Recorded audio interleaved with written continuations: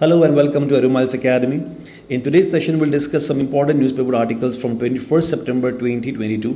For more study materials and updates, you may also join our WhatsApp group. The link for the group will be provided in the description below. So this is the list of topics that we'll cover in today's session. Let's start. The first topic is a really important one, which is about the national logistics policy. Now, this is a new policy which has been brought by the union government and recently launched by the Prime Minister. तो इसी के बारे में हम थोड़ा सा आज चर्चा करेंगे कि what this national logistic policy is all about. ठीक है, तो देखिए, तो PM launched this policy on the same day as he reintroduced cheetahs. तो मैंने आपको एक सेशन में कवर किया था cheetahs के बारे में, that they were reintroduced in India. उसी दिन में ही ये national logistic policy भी लाया गया था, and you should know that day was also the birthday of Prime Minister Modi. ठीक है, तो उसी दिन में this is another milestone achievement that India has achieved by launching the national logistic policy. ठीक है, तो you can see he announced the national logistic policy on Saturday, September 17, aimed at easing the movement of goods and boosting the trade sector in the Indian economy. Now, this topic will be important from Indian polity point of view because this is a new policy that has been brought about, and also from GS Paper 3 infrastructure point of view. This has been taken from the Economic Times. अब देखिए, this was done to ease the movement of goods so that the logistic cost of India can be reduced. ठीक है, जो motive है ना, तो motive क्या है, जो लॉजिस्टिक कॉस्ट इंडिया बियर करता है एवरी ईयर, तो that should be reduced. So developed countries में अगर आप देखोगे, वहाँ पे क्या होता है, जो लॉजिस्टिक कॉस्ट होता है वो काफ़ी कम रहता है, which is around 7 to 8% of their GDP. जैसे कि आप कह सकते हो कि इन कंट्रीज लाइक USA में, तो वहाँ पे क्या रहता है, the logistic cost is around 7 to 8% of their GDP. लेकिन इंडिया की केस में क्या होता है, अगर हम इंडिया का बात करें तो यहाँ पे around 13 to 14% of the GDP जैसा है, which is a 2-digit number. तो इसी को कम करके national logistic policy is targeting to reduce it to a single digit figure. So let's see how.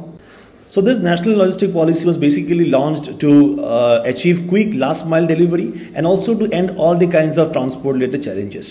ठीक है, so the PM referred to this even by saying that luggage should move quickly like a cheetah. तो मैंने बताया था कि ये cheetah वाले same दिन पे ये लाया गया था. So the PM gave the statement in reference to the cheetahs. ठीक है, so the luggage should move quickly like a cheetah while noting currently that logistic cost in case of India is around 13 to 14% of India GDP. तो इसे जो ये double digit figure है, तो ये इसे कम करके सिंगल डिजिट में लाने का यहाँ पे बात हुआ है. ठीक है, तो व्हाट इज लॉजिस्टिक. अब देखिए, logistic encompasses planning, coordinating, storing and moving resources, that is people, raw materials, inventory and equipment etcetera from one location to another, from the production point to consumption, distribution and other production points. अब देखिए, कोई भी चीज जब भी यहाँ पे आप कोई इंडस्ट्री कोई चीज को प्रोड्यूस करता है, सो गुड्स को क्या किया जाता है, गुड्स को ट्रांसपोर्ट किया जाता है. मान लीजिए from the source of raw material to the industry, और वहां से जाता है to the distributor, and finally आप कह सकते हो कि to the market and then to the consumer. तो there are various stages of transportation, right.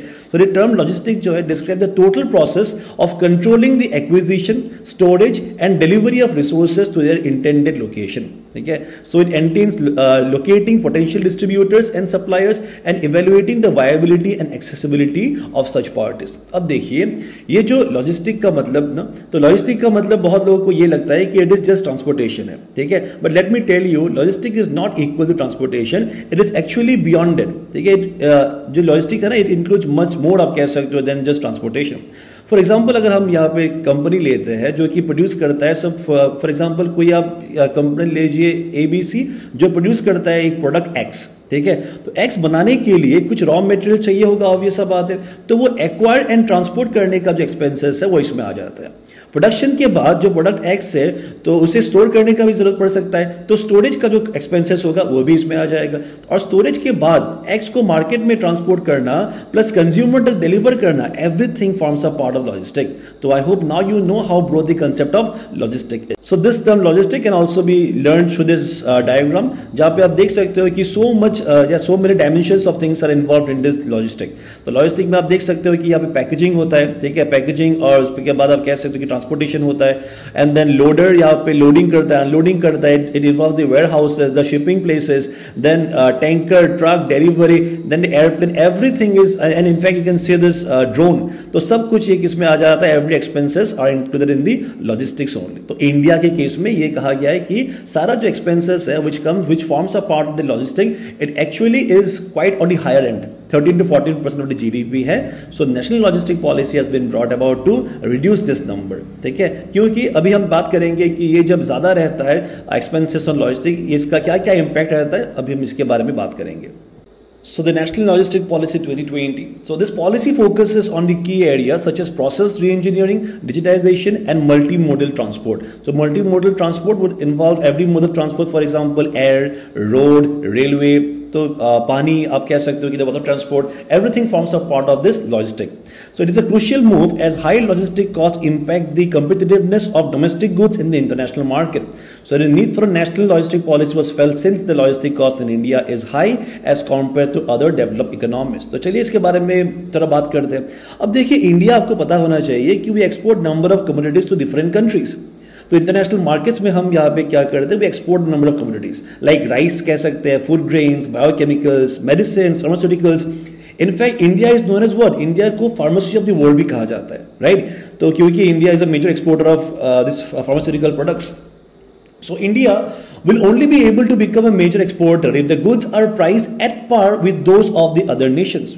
मतलब मान लीजिए कि अगर प्राइस इंडिया का जो सामान हम यहाँ से भेज रहे हैं, अगर उसका दाम ज्यादा रहता है तो ऑब्वियस सा बात है, there is a chance that the commodity और the product may get rejected in this market, because बाकी सारे डेवलप्ड कंट्रीज में जैसे कि बताया था वहां पे लॉजिस्टिक कम होने के जो लॉजिस्टिक कॉस्ट है ना वो कम होने के कारण जो प्राइस है प्रोडक्ट का वो भी कम हो जाता है. ठीक है, so sometimes it is often seen that commodities are priced higher than other countries which lead to the prices of commodities getting higher. ठीक है, तो ऐसे प्रोडक्ट्स क्या होता है, इंटरनेशनल मार्केट्स में जाके रिजेक्ट हो जाते हैं. ठीक है, तो इसीलिए प्राइसेस को रेगुलेट करने की कोशिश की गई है through this NLP 2022.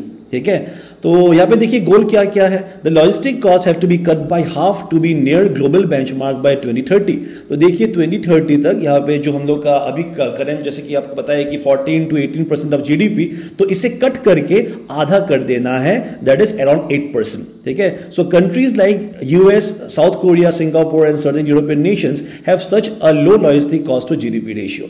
The current cost is 14% of the GDP. तो इसे आधा करके बाय 2030 इसे क्या करना है, हाफ करने की कोशिश की गई है through this NLP 2022. So being the fifth largest economy in the world, मैंने बताया था कि इंडिया ने रिसेंटली यूके को ओवरपास किया है to become the fifth largest economy of the world. So because it is such a big economy, it also aims to be among the top 10 in the LPI. Now what is LPI? LPI stands for logistic performance index by 2030. So by 2030 India also aims to be among the top 10 in the LPI. अब देखिए LPI जो है which is logistic performance index, तो यहाँ पे countries are rank according to the performances on the trade logistic.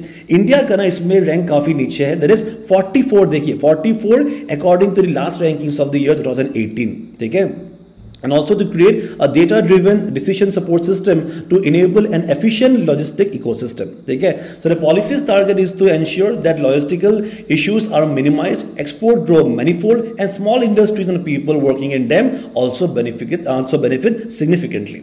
So finally, अगर logistic cost कम हो जाता है तो इससे बस large industries को ही नहीं बल्कि benefits जो है वो micro, small and medium industries को भी मिलेगा, that is MSMEs को, right? So now let's look at the key building blocks of the NLP. तो यहाँ पे the first thing is about the digital integration system. तो यहाँ पे बताया गया है to lead to the seamless and faster work flow. अगर चीजों को डिजिटलाइज किया जाएगा तो it will make seamless and faster work flow, making logistics significantly more efficient. And then there will be a unified logistic interface platform. ठीक है, तो इसमें क्या होगा इस प्लेटफॉर्म में, it aims to collapse all logistic and transport sector digital services into one single portal. तो जितना भी सारा लॉजिस्टिक का और ट्रांसपोर्ट सेक्टर का जितना भी सारा सर्विसेज है, डिजिटल सर्विसेज है, उनको बस एक ही पोर्टल में लाया जाएगा. तो इससे क्या हो जाएगा, जो लॉन्ग प्रोसेसेस रहता है ना और डॉक्यूमेंटेशन वगैरह, तो वो कम हो जाएगा. ठीक है, उसके बाद यहाँ पे बताया गया about the ease of logistic services, that is e logs. तो ई लॉग्स में क्या होता है, ई लॉग्स में अगर कुछ भी इश्यू होता है कोई इंडस्ट्री का तो यहाँ पे वो अपना कंप्लेन को यहाँ पे रजिस्टर कर सकता है फॉर स्पीडी रिजोल्यूशन. ठीक है, it is also a new digital platform. And then about the comprehensive action logistic action plan. अब इसमें क्या बताया गया, it comprises of things like जो ह्यूमन रिसोर्स डेवलप करना है, and then capacity building like लोगों को ट्रेन करना है, स्किल डेवलपमेंट करना है, and development of logistic park as well. ठीक है, तो हेंस आप कह सकते हो कि ये जो पॉलिसी है, the policy is an endeavour to improve the competitiveness of Indian goods, enhance economic growth and increase employment opportunities. Right. इसी टॉपिक के बेसिस पर there is a prelims practice question I want you guys to attempt in the comment section. The next topic is about the green transport. ठीक है, अब ये जो topic है it is not based on any recent news but based on editorial which was recently published in the Hindu business line. ठीक है, तो इसी आर्टिकल के हेल्प से हम बात करेंगे about the green initiatives in the Indian transportation which are aimed at reducing carbon emission so as to combat the ongoing global warming. आपको पता होगा कि हर साल टेम्परेचर किस तरीके से बढ़ रहा है which is also leading to the fluctuations in the climate pattern. मैंने कल बताया था about the fluctuations in monsoon के बारे में which is an outcome of what, climate change का आउटकम है कि नहीं. तो ये सारा चीजों को कॉम्बैट करने के लिए ग्रीन ट्रांसपोर्ट भी प्रपोज किया गया, इसी के बारे में हम बात करेंगे.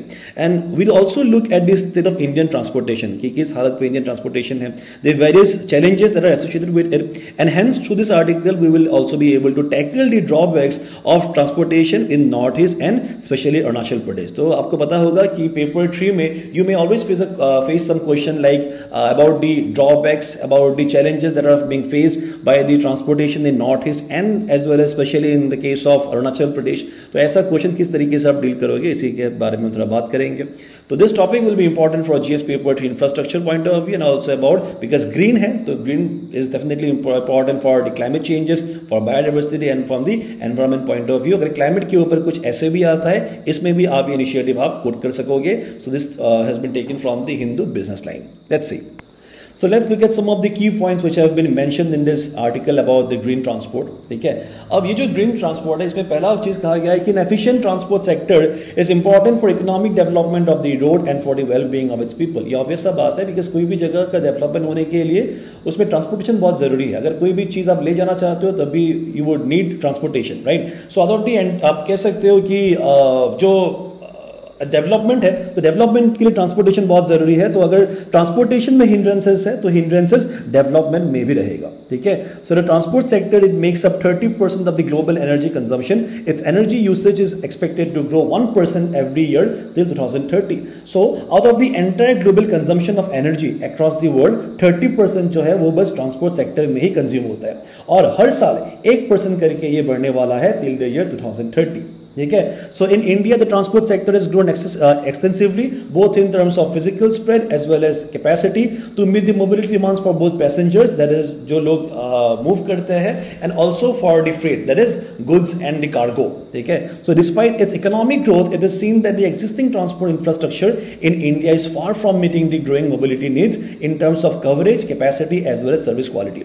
अब देखिए इंडिया में आप कुछ साल में देखोगे मतलब if you look in the past few years तो आप देखोगे ट्रांसपोर्टेशन में काफी डेवलपमेंट हुए हैं. फॉर एग्जांपल रेलवेज में है, एयरवेज में, एंड आप देखोगे एयरपोर्ट भी बना है recently in Hollongi in Itanagar and also road sector में भी जो रोड नेटवर्क है वो भी काफी इनहेंस हुआ है.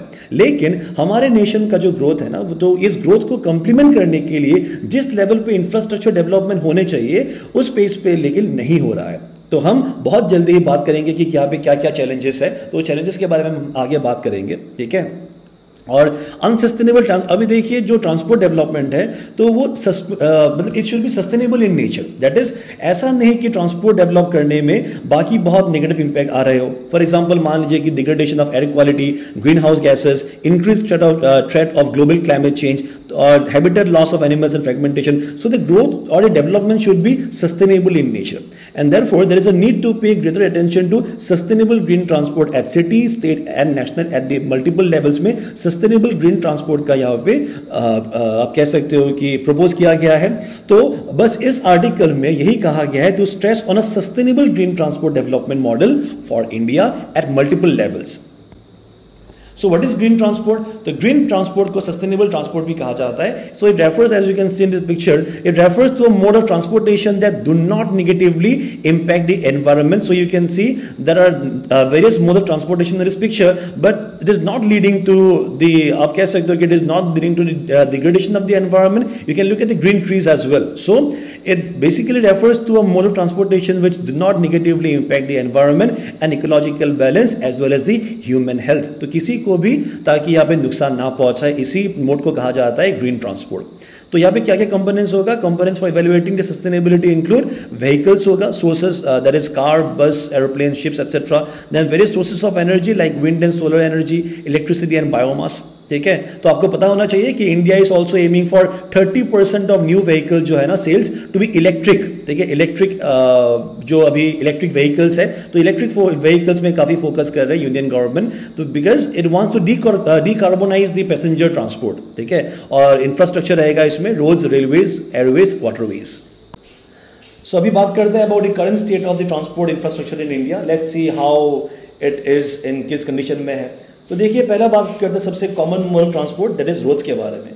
तो रोड्स आपको पता होगा it is the dominant mode of transportation in India. अगर किसी को भी मूव करना है तो नॉर्मली रोड से ही मूव करते हैं। So it carries almost 85% of the countries passenger traffic. तो जितना पैसेंजर मूव करते हैं ना, 85% रोड से ही मूव करते हैं, बाय बसेस, कार और जो भी मोड ऑफ ट्रांसपोर्ट हो through roads. So road transport also helps the industrial sector by moving raw materials to industries and finished goods to market. So roads are also significant for the manufacture sector के लिए भी।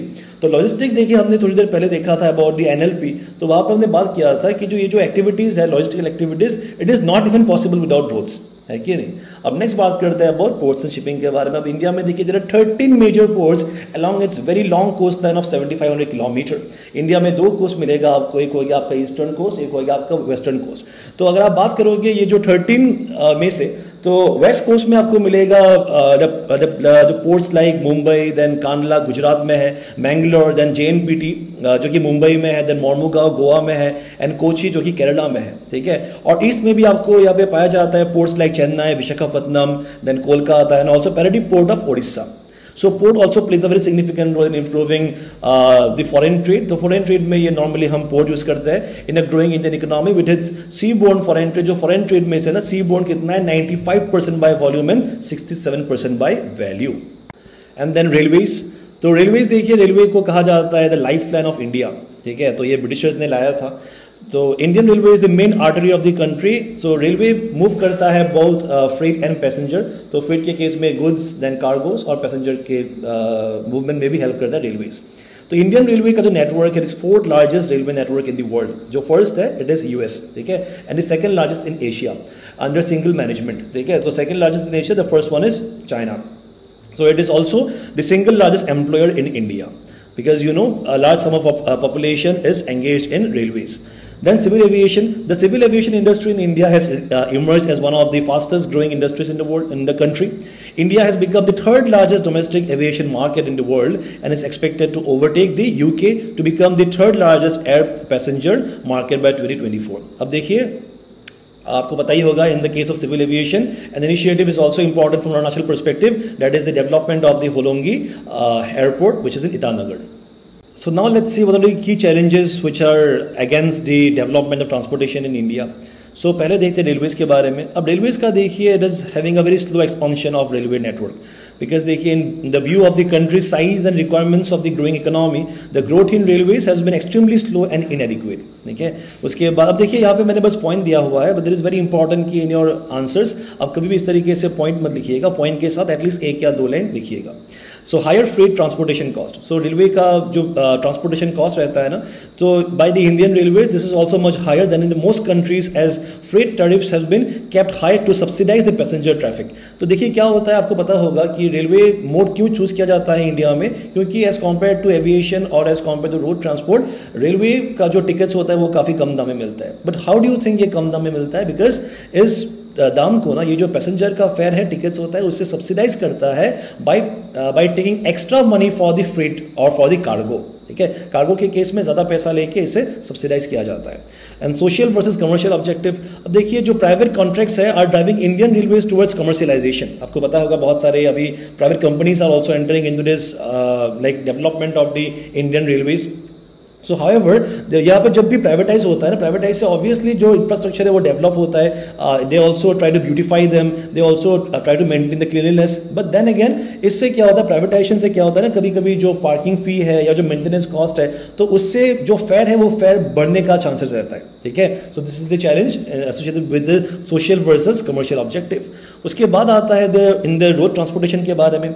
अब देखिए it is very road transportation, मान लीजिए अगर ये road develop किया जाता है इन एन अनसस्टेनेबल मैनर, तो it will be leading to water stress. जो वाटर सिक्योरिटी है ना, इसे अफेक्ट करता है. बिकॉज अब यहाँ पे कह सकते हो कि unsustainable road construction and maintenance including the creation of surfaces, तो ये क्या करता है, कभी कभी जो रन ऑफ होता है ना, या आप कह सकते हो कि जो ग्राउंड से जो वाटर परमिट होके जब वो जाता है तो ground water which is our source of regular source of water, तो उसमें अफेक्ट करता है if the roads are constructed in an unsustainable manner. ठीक है. उसके बाद पूर एक्सेसिबिलिटी इन रूरल एरिया, सबको पता ही होगा कि बस्ती में जो भी सारा रास्ता रहता है, जो रोड नेटवर्क रहता है, वो काफी एक खराब कंडीशन में रहता है. उसके बाद आता है राइजिंग रोड एक्सीडेंट. ना एक्सीडेंट के बारे में आप देखिए, इंडिया में ना वर्ल्ड व्हीकल्स में से बस 1% ही इंडिया में है. ठीक है. Out of the entire world vehicles बस 1% इंडिया में, लेकिन इंडिया में 11% ऑफ द वर्ल्ड का जितना भी रोड क्रैशेस होता है, डेथ्स होता है, उसमें 11% बस इंडिया में ही होता है. ठीक है. So according to a recent report by the ministry of the road transport and highways, ये बताया गया था कि स्पीडिंग, जो ओवर स्पीडिंग के कारण 69.3% ऑफ रोड डेथ्स होता है. उसके बाद हेलमेट ना पहनने के कारण भी 30.1% डेथ होता है. And also non usage of seat belt के कारण भी 11.5% डेथ होते हैं. ठीक है. So even if you ride a bike और a two wheeler scooter, then make sure to wear a helmet, and if you are riding a car, then make sure to use your seat belt. It is only for your good. Then in the case of air transportation में आप देखोगे, air transportation के case में accessibility and affordability constraint है. You know कि बहुत सारे जगहों पे नॉर्मली एयरपोर्ट नहीं रहता है. ठीक है. Even in the capital it is the first airport that is coming up now, है कि नहीं. तो ये पूर रीजनल कनेक्टिविटी है. Inadequate hangar space, that is parking के लिए जगह नहीं रहता है. And lack of land for airport expansion are some of the key constraint of India's aviation sector. तो और यहाँ पे अफोर्डेबिलिटी का भी कंस्ट्रेंट रहता है, क्योंकि फ्लाइट का जो दाम है, अगर वो उड़ान स्कीम में नहीं रहता है, देन यू नो कि कितना ज्यादा दाम रहता है of this private aircrafts. And the challenges in ports and shipping में inefficiency in high turnaround time. तो what is the meaning of turnaround? Turnaround time is the time taken to complete the process. ठीक है. तो normally क्या होता है, एक port develop करने के लिए बहुत टाइम कंज्यूम होता है. So this is said that it is one of the challenges in this port and shipping industries. तो इसी टॉपिक के बेसिस पर there's a prelims practice question. I want you guys to answer in the comment section. The next article is about our state Arunachal Pradesh. ये जीरो की prosperity के बारे में है. तो the local MLA that is Tage Taki, who is also the agriculture minister, तो इन्होंने ही has laid down an outline road map for the prosperity of Ziro. तो चलिए देखते हैं कि how like what type of initiatives have been taken which will lead to the prosperity of zero. So this topic is important for GS preparatory infrastructure point of view. If an essay comes for the development of infrastructure of Arunachal Pradesh, such things can be written in the answer. This has been taken from the Arunachal Times. So, Agriculture Minister and local legislator Take Tagi on Tuesday said that the tourism, horticulture, fishery and livestock are the potential key industries that could propel the economic growth of Zero Valley, leading to all-round development and prosperity of the denizens, that is the people who live in the place. अब देखिए यहाँ पे क्या क्या sector पे focus करने के लिए बात किया गया है. Tourism, horticulture, fishery and livestock. तो इस फील्ड में फोकस करके, या इस फील्ड में आप कह सकते हो कि स्ट्रेस करके the economic growth of Ziro has been planned. ठीक है. So urging the locals to take advantage of this god gifted natural boundaries. तो ये नेचर ने जो भी दिया है गिफ्ट, तो इसी को एडवांटेज जैसे यूज करने के लिए लोकल्स को बताया गया है.